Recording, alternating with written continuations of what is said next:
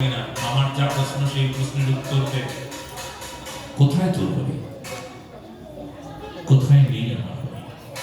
উত্তর দিলেন প্রহ্লাদ, কোথায় নেই আমার বলি? আমার বলি সর্বত্র আছে, সর্বত্র আছে। আমি কেন দেখতে পাচ্ছি না?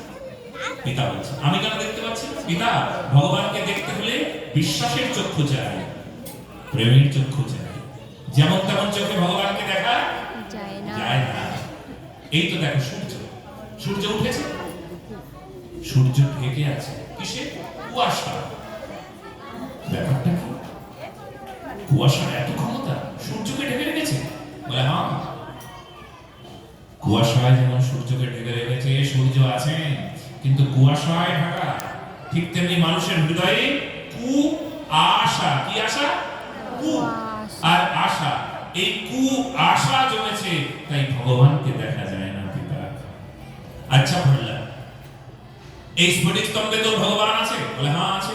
স্ফটিক স্তম্ভে গিয়ে যেই না আঘাত করলেন, স্ফটিক স্তম্ভ থেকে ভগবান নৃসিংহদেব প্রকট হলেন। মুক্তা সিংহের শরীর নর, তাই নরসিংহ। বলুন নরসিংহ ভগবান কি।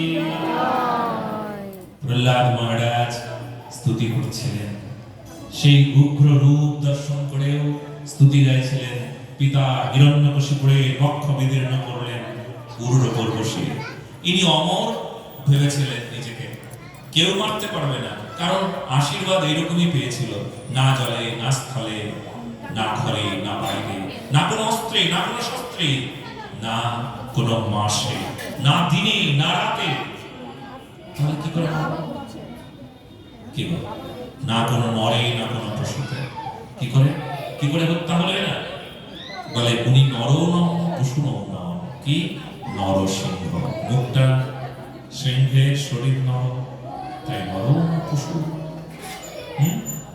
ঘর ন বাহির নয়, কোথায়? দোরগোড়ায়। দিনও নয় রাতও নয়, সন্ধ্যার সময়।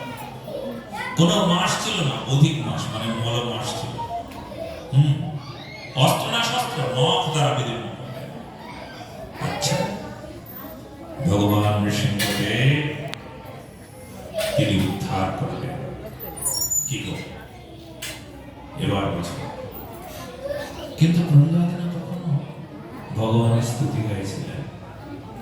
আর সারা পৃথিবী শুধু নয়, ত্রিভুবন থরথর করে কাঁপছে, সব যেন শেষ হয়ে যাবে।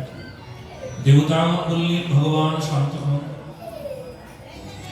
সবাই এসে বললেন ভগবান শান্ত হন। ভগবান বলছেন না, আমি শান্ত হতে পারবো না, আমার ভক্তের উপর অত্যাচার আমি সইতে পারি না।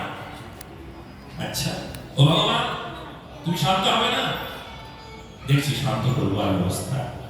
লক্ষ্মী দেবীকে নিয়ে আসা হলো, লক্ষ্মী দেবী ভয়ে পালিয়ে চলে গেলেন। আর কি করে? বলে